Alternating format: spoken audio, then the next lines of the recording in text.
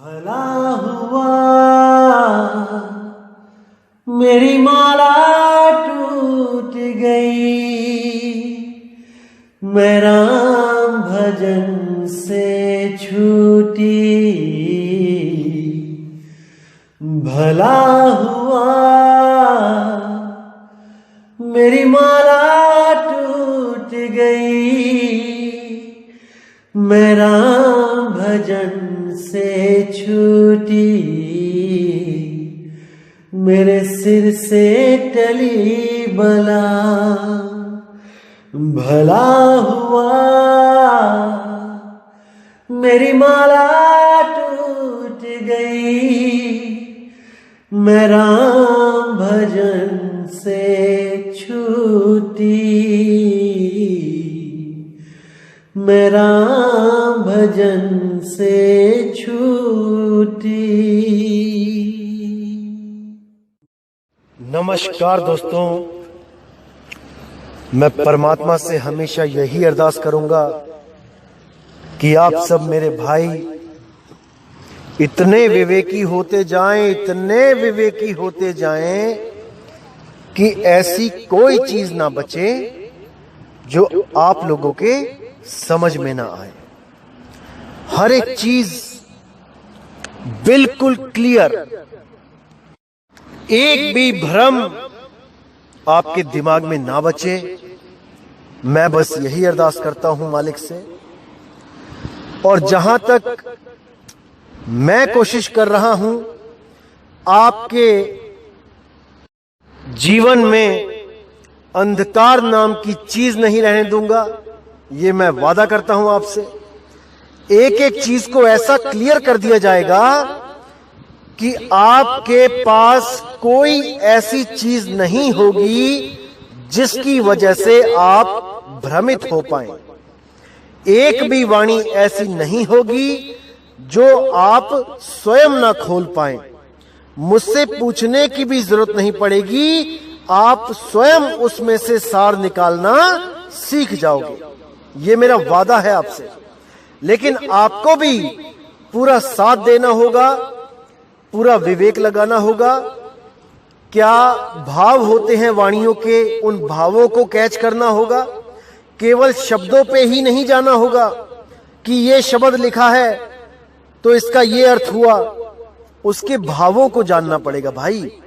और जिस दिन आपको भाव कैच करने आ गए, उस दिन आपके सामने इस दुनिया की कोई भी वाणी रख दी जाए, आप एक पल में समझ जाओगे कि भाव क्या है। जैसे मां बनने के जो भाव होते हैं, जब एक लड़की मां बनती है तो उसके भावों में जो बदलाव आता है वो एक मां ही समझ सकती है। एक कुंवारी लड़की नहीं समझ सकती कि मां के दिल में क्या क्या चल रहा होता है, क्या क्या भाव आ रहे होते हैं अपने बच्चे के लिए।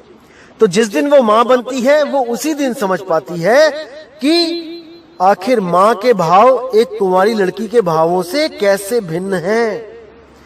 इसी तरह आपको जब तक वो शब्द नहीं मिल गया, जब तक आपने उस शब्द को अनुभव नहीं कर लिया, या जिस बंदे ने उस शब्द को अनुभव करके आपको उस अनुभव के मुताबिक वाणी का अर्थ नहीं बता दिया, जब तक आप मेरे भाई उस वाणी को नहीं खोल सकते।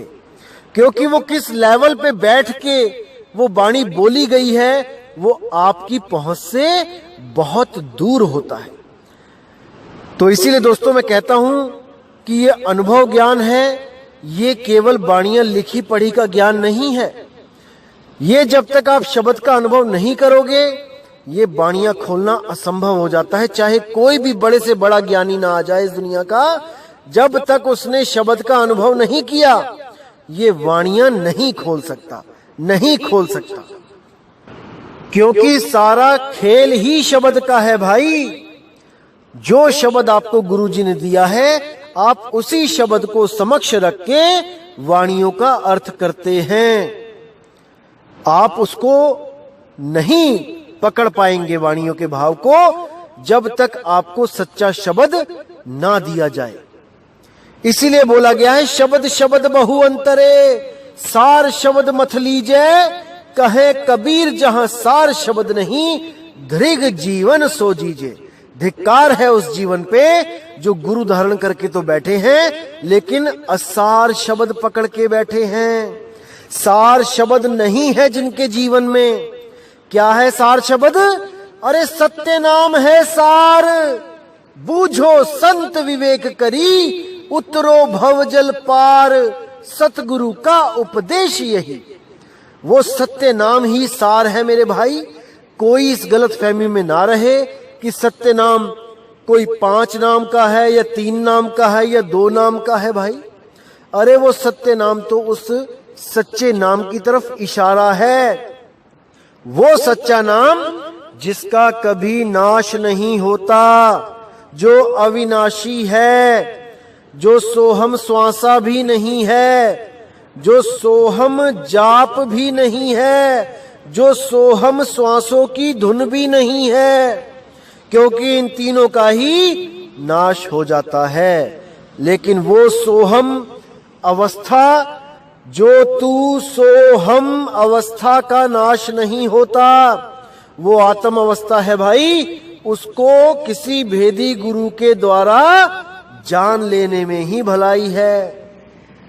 नहीं तो अधूरा गुरु मिला तो आपको जपने के लिए दे देगा सोहम, और आप सारी उम्र सोहम सोहम करते हुए इस देह को त्याग के 84 में चले जाओगे। अरे जो जन होंगे जौहरी रतन लेंगे बिलगाए, सोहंग सोहंग जपी मुआ, मिथ्या जन्म गवाए। सोहम नहीं जपना है मेरे भाई, सोहम को जानना है, सोहम का सार जानना है। क्या है सोहम, क्या है ओहम, इसको समझना पड़ेगा मेरे भाइयों, समझ जाओ इसको। तो दोस्तों, आज जो हम वाणी लेंगे वो बंदी छोड़ सतगुरु कबीर साहब की वाणी है। बहुत प्यारी वाणी है और इतनी स्पष्ट आपको एक मार्ग दिखाएगी। ऐसी वाणी है बिल्कुल हर भ्रम का नाश करेगी। आइए इस वाणी पे विचार करते हैं। तो क्या कहते हैं साहेब? साधो निरंजन जाल पसारा, स्वर्ग पताल रच्यो महिमंडल, 3 लोक विस्तारा, ठाव ठाव तीरथ व्रत थाप्यो, ठगने को संसारा, अमर लोक जहां पुरुष विदेही, तिनके मूंदे द्वारा, भवरी दे दे जीव भुलाए, क्या करे जीव बेचारा। अब देखिए यहां पे कितना स्पष्ट कर दिया है कि जो भी गुरु ये कहते हैं कि ये सूरज चांद सितारे धरती आकाश पाताल ये सब परमात्मा ने बनाया है, हमारे लिए बनाया है, ताकि हम इस दुनिया में आके खेल सकें, हम इस दुनिया में आके जिंदगी जी सकें, हम इस दुनिया में आके आनंद ले सकें। तो मेरे भाई उन गुरुओं से आप सावधान हो जाओ। असल में वो काल के ही दूत हैं, जो काल के द्वारा बनाई गई सृष्टि को परमात्मा की सृष्टि कह के आपको उस सृष्टि से प्रेम करवा देते हैं। आपको लगता है कि परमात्मा ने हमारे लिए ये सृष्टि बनाई है हमें जीने के लिए, हमें आनंद लेने के लिए। नहीं मेरे भाई, साधो निरंजन जाल पसारा, ये निरंजन ने जाल पसारा है, ये मन की सृष्टि है, ये परमात्मा की सृष्टि नहीं है भाई। स्वर्ग पताल रच्यो महिमंडल, 3 लोक विस्तारा, ये धरती आसमान सूरज चांद सितारे ये सब उसी ने बनाए हैं। 3 लोक विस्तारा, 3 लोक का पूरा विस्तार किया है उसने इस जीव को फंसाने के लिए। अब ठाव ठाव तीरथ पर थापे, ठगने को संसारा। किसी भी गली में चले जाओ, ठाव ठाव किसी भी शहर में चले जाओ, आपको गली गली में पग पग पे कोई ना कोई मंदिर मस्जिद गुरुद्वारे कुछ ना कुछ आपको मिलता ही रहेगा बाहर मुखी करने के लिए, कि आप वहां जाओ, माथे टेको, घंटे बजाओ, पूजा आरती करो, और आपको ऐसा लगना चाहिए कि आपने अपनी फॉर्मेलिटी निभा ली है। इस दुनिया में आके आपने इस दुनिया बनाने वाले की जय जयकार कर ली है। आज का काम पूरा, अब बाकी का कल करेंगे। जैसे आज मंदिर गए, 15-20 मिनट आपने आरती गाया, भजन गाया, घर चले गए, फॉर्मेलिटी पूरी हो गई। अब कल को आके दोबारा आरती गाएंगे। ऐसे ही आपकी दिनचर्या बन जाती है। तो कहते ठाव ठाव तीर्थ व्रत ठापयो। क्या तीर्थ, क्या व्रत। देखो 365 दिनों में कितने तो व्रत होते हैं, और कहां कहां तीर्थों में देखो लोग जाते हैं। तो ये सब उसने ठगने को संसारा, सारी दुनिया के जीवों को ठगने के लिए इस मन ने ही ये सब बनाए हैं। ये मन के ही द्वारा बनाए जाते हैं। जितने भी तीर्थ स्थान हैं ये मन के द्वारा ही बनाए गए हैं और मन के द्वारा ही संचालित किए जाते हैं। अमर लोक जहां पुरुष विदेही, तिनके मूंदे द्वारा। जो असली रास्ता है पुरुष विदेही तक पहुंचने का, इस शरीर को त्याग के वो दरवाजा बंद कर लिया गया है। वहां कोई नहीं पहुंच पा रहा है, क्योंकि वहां पहुंचने के लिए पहले शब्द भेदी गुरु का आसरा लेना पड़ेगा। जो शब्द के भेद को जानता है वही गुरु आपको उस दरवाजे से पार कर सकता है, जिसको मूंद दिया गया है, बंद कर दिया गया है। प्रकृति के द्वारा, माया के द्वारा भंवरी दे दे जीव भुलाए, क्या करे जीव बेचारा। भंवरी दे दे जीव भुलाए। जैसे छोटा सा बच्चा होता है, उसके सिर पे थपकियां दे दे के उसको सुला दिया जाता है। वो ना भी सोना चाहे तब भी माँ क्या करती है कि परेशान कर रहा है, चलो कोई बात नहीं, उसके सिर पे थपकियां दे दे के उसको सुला देती हैं, और वो ना चाहता वो भी सो जाता है। इसी तरह भंवरी दे दे जीव भुलाए। इस जीव को भी भरम जाल की भंवरी दे के, थपकियां दे के इसको भुला दिया जाता है। कैसी भंवरी? सुख और दुख की। कभी इसको इतना सुखी कर दिया जाता है कि इसको लगता है कि वाह, इस दुनिया में जीने का तो मजा ही कुछ और है। इतना खुश हो जाता है कि इसी को सत्य मानकर इसी में ही आनंदमय हो जाता है। इसको कुछ नहीं चाहिए। अच्छा परिवार मिल गया, अच्छा हमसफर मिल गया, अच्छी नौकरी मिल गई, अच्छी गाड़ी मिल गई, कहता है मुझे सब कुछ मिल गया, मुझे कुछ नहीं चाहिए। तो ऐसी ऐसी भंवरियां दे के जीवों को भुलाया जाता है भाई। आगे क्या कहते हैं? कहते हैं नारी पुरुष की गांठ जुड़ावे, बहुविधि फंद सवारा, तिर देवा व्याधा भये, लिए विष का चारा। कर्म की बंसी लगाए के पकड़े संसारा, ज्योति स्वरूपी हाकिमा जिन अमल पसारा। अमल मिटाऊं तासुका, पठाऊं भव पारा, कहे कबीर अमर कर राखूं, जो निज होए हमारा। अब यहां बिल्कुल क्लियर कर दिया उन्होंने कि नारी पुरुष से गांठ जुड़ावे, बहुविधि फंद सवारा, कि सबसे बड़ा जो जाल है नारी पुरुष की गांठ जुड़ावे। ये शादी का जाल सबसे बड़ा जाल है। जो जीवन केवल भक्ति करने के लिए मिलता है, उसमें ये मन सबसे बड़ी संशय जो पैदा करता है वो यही करता है कि हे जीव, तुझे ये जीवन केवल गृहस्थ आश्रम चलाने के लिए मिला है। इस दुनिया में आए हो तो वो सारे काम करके जाओ जो तुम्हारे दादा परदादा करके गए हैं। यानी शादी करो, बच्चे पैदा करो, उनको खिलाओ पिलाओ, उनका पालन पोषण करो, उनको इस लायक बनाओ कि वो इस दुनिया में अपने बलबूते पे रह सकें, जी सकें, और फिर उनकी भी शादी करके उनका घर बसा दो और एक दिन इस दुनिया से अपने फर्ज पूरे करके चले जाओ। इसके अलावा कोई भी ज्ञान नहीं दिया जा रहा है माँ बाप के द्वारा अपने बच्चों को।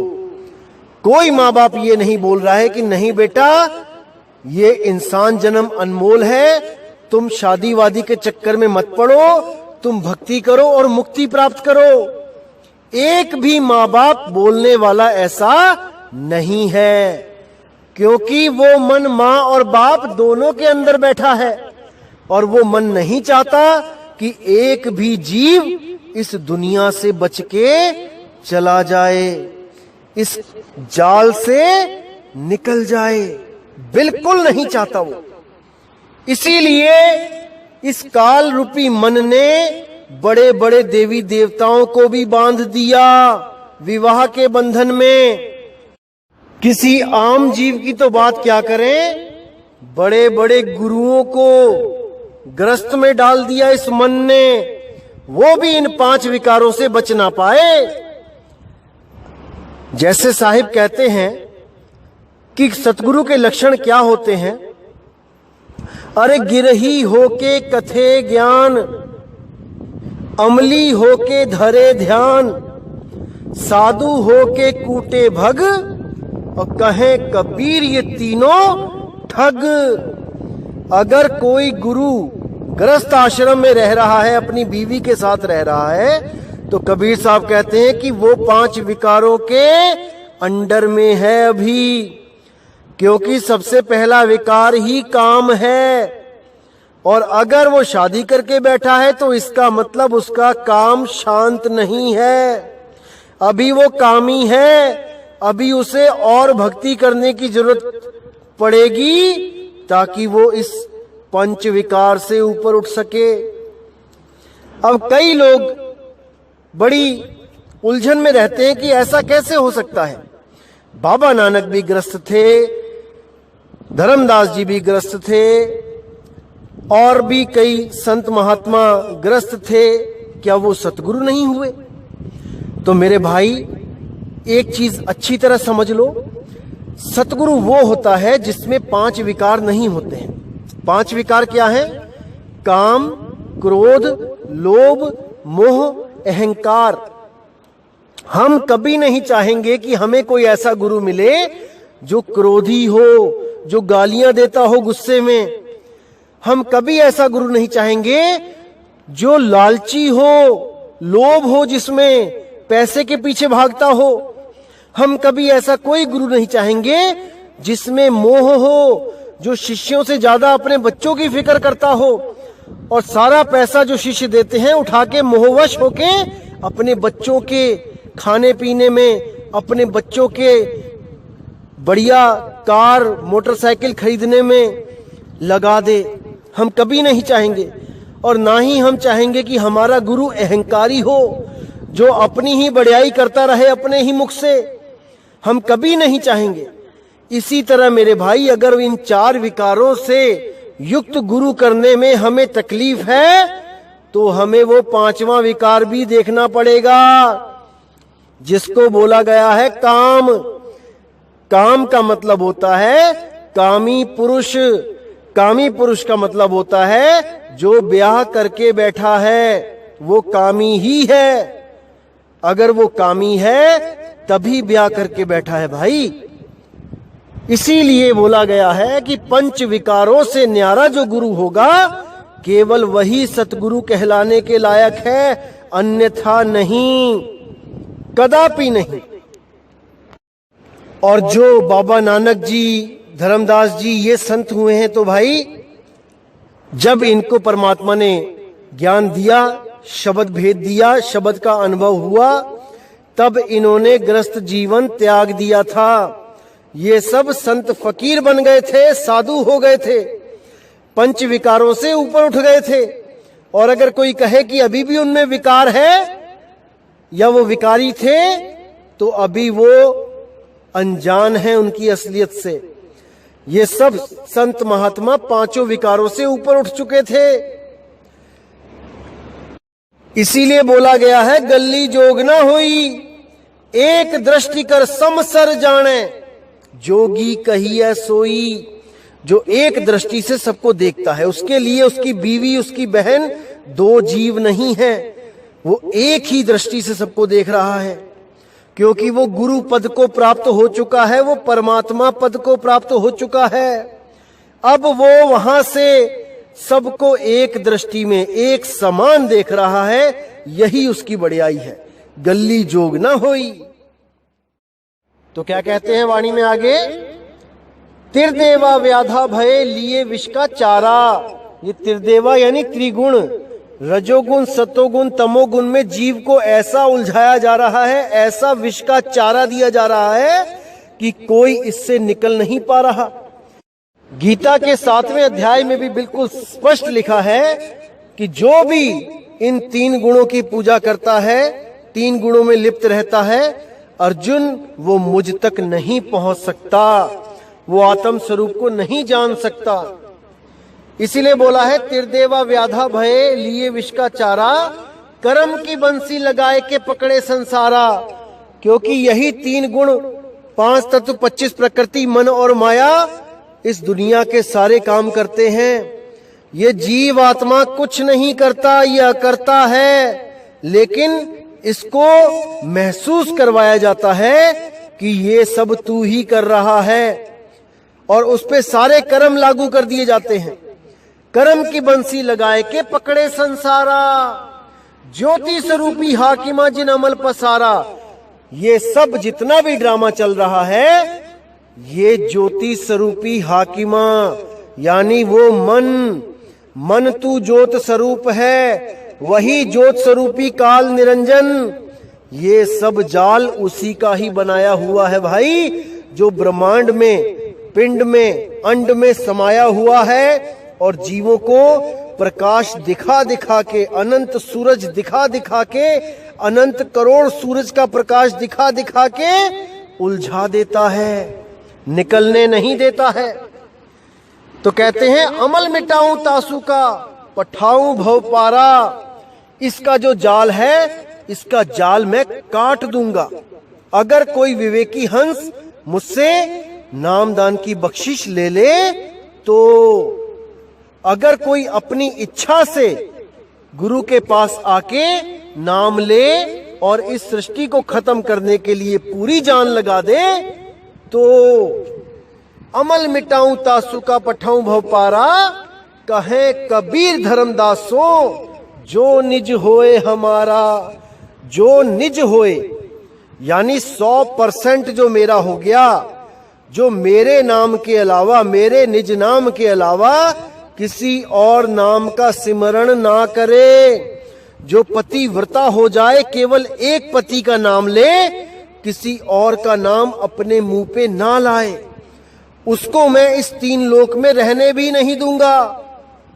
लेकिन दुर्भाग्यवश ऐसे ऐसे गुरु बैठे हैं जो जानते भी हैं कि ओम काल का नाम है, सोहं काल का नाम है, लेकिन फिर भी वही नाम जपवा रहे हैं, क्योंकि उनको सच्चे नाम का ज्ञान ही नहीं है। अभी वो नादान है, अनजान है सत्य नाम से। इसलिए कबीर साहब कहते हैं सतगुरु सोई सतनाम बतावे, बाकी गुरु कोई काम न आवे। वही गुरु पूरा है, वही गुरु काम आएगा जो सत्य नाम को खोल के रख देगा। और जो सत्य नाम के बाद कहेगा कि सार नाम भी दूंगा, वो अलग है सत्य नाम से, तो वो अभी अनजान है, उस सत्य नाम से अनजान है, वो नहीं जानता सत्य नाम क्या है। अरे सत्य नाम ही सतपुरुष है, सत्य नाम ही अकाल पुरुष है। और सत्य नाम कोई मंत्र नहीं है भाई कि आप सोचो कि सत्य नाम कोई मंत्र है। सत्य नाम पुरुष है, पुरुष, जिसके लिए मूल मंत्र में बोला गया है बाबा नानक के द्वारा कि सतनाम कर्ता पुरुष। सत्य नाम ही कर्ता पुरुष है, और वही सत्य नाम निरपौ निर्वैर, वही सत्य नाम निर्भय है, निर्वैर है। अब यहां पे अगर मंत्र होता सत्य नाम, तो मंत्र के लिए निर्भय और निर्वैर बोलने की जरूरत ही नहीं थी। मंत्र भी कभी क्या निर्भय होता है? क्या कभी कोई मंत्र भी निर्वैर होता है? कदापि नहीं। ये किसी पुरुष के लिए बोला जा रहा है। वही पुरुष सत्य नाम है, एको सत्य नाम। सत्य नाम ही सतगुरु कबीर बंदी छोड़ है भाई। उनकी फोटो के साथ आप कहीं भी देखोगे सत्य नाम लिखा होगा, क्योंकि वो सत्य नाम उनका कोड है, वो नाम कोड में है, उसको कोई काल का दूत नहीं खोल सकता। उस कोड को केवल और केवल परमात्मा के हंस के द्वारा ही खोला जा सकता है, नहीं तो कोई नहीं खोल सकता। जपवा सब देंगे आपको कि सतनाम सतनाम जपते रहो, लेकिन सतनाम बता नहीं सकते कि सतनाम है क्या। वो केवल और केवल बंदी छोड़ के भेजे हुए हंसों के द्वारा ही खोला जा सकता है। तो बोला गया है कि एको सतनाम करता पुरुष, निरपौ निर्वैर अकाल मूरत। वो सत्य नाम ही अकाल मूरत है। अजूनी सैपंग गुर प्रसाद, वो अजूनी है, वो जूनों में नहीं है भाई, जूनों में जीव है। वो परमात्मा जूनों में नहीं आता है, वो विदेह है। देह का विलोम अर्थ विदेह, जून का विलोम अर्थ अजून। जो जिसकी कोई देह नहीं है वो विदेह है, जिसकी कोई जून नहीं है वो अजूनी है। गुर प्रसाद, जो गुरु के द्वारा नामदान रूपी प्रसाद प्राप्त करके ही जिसको पाया जा सकता है, जिस सत्य नाम को पाया जा सकता है, वही एको सत्य नाम हम सबका मालिक है, हमारा निज रूप है, हमारा निज नाम है। अरे सत्य स्वरूपी नाम साहिब का, सो निज नाम हमारा। हमारा और उसका नाम एक ही है, बस उसको किसी सतगुरु, किसी भेदी सतगुरु के द्वारा जानना शेष रहता है। जैसे ही आप उसको जान जाते हो, आपकी सुरती अपने आप उसका सिमरण करने लग जाती है, उसको याद करने लग जाती है। तो दोस्तों, इन वाणियों को अच्छी तरह समझना है, क्योंकि वाणियां ही आपको घर का रास्ता बता सकती हैं, उसकी पहचान करा सकती हैं कि रास्ता सही है या गलत है। जैसे मैंने पहले बताया था कि एक गाइड होती है, जिस गाइड को आप हाथ में रख के सफर करते हो तो आपको रास्ते का पता लगता रहता है कि हम सही जा रहे हैं कि नहीं जा रहे हैं। जैसे आजकल जो गूगल मैप चला हुआ है, उसमें आप जगह का एड्रेस भर दो और पूरी डायरेक्शन बता दी जाती है मैप के द्वारा कि कहां को जाना है, कहां टर्न करना है। तो यही वाणियां उस मैप का काम कर रही हैं। जो गुरु वाणियों के अनुसार आपको ज्ञान देता है, जिसका ज्ञान और वाणी बिल्कुल मैच करते हैं, वही गुरु आपको पार कर सकता है, वही सतगुरु है, वही बंदी छोड़ है।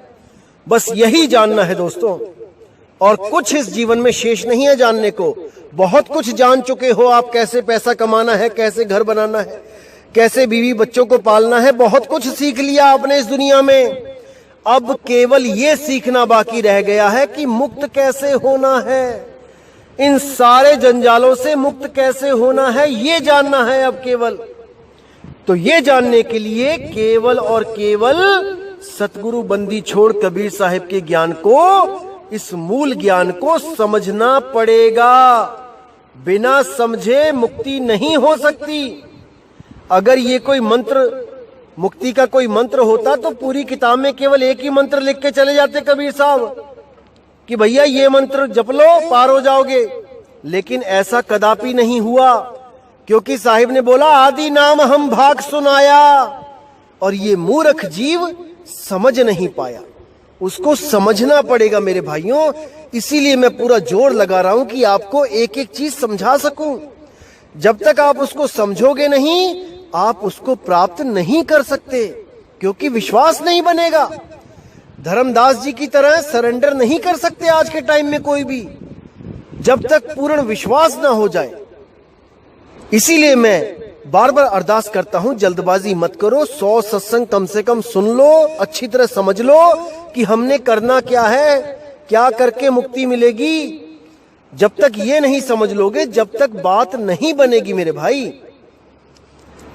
तो दोस्तों, उम्मीद करता हूं कि आज की वाणी से भी आपको कुछ ज्ञान समझ में आया होगा, मालिक की दया आप पर हुई होगी। इसी के साथ दोस्तों मुझे विदा दीजिए।